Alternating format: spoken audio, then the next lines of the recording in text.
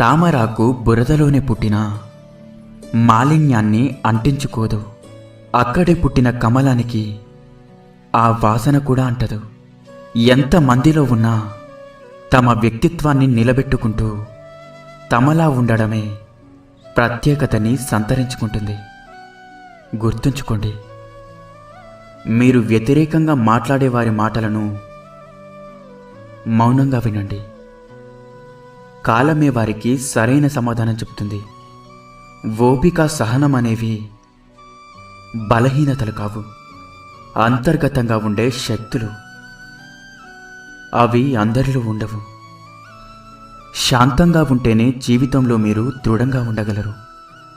గుర్తుంచుకోండి, చల్లగా ఉన్నప్పుడు అత్యంత దృఢంగా ఉండే ఇనుము కూడా వేడెక్కితే బలహీనంగా అయిపోతుంది. అర్థమైందనుకుంటా.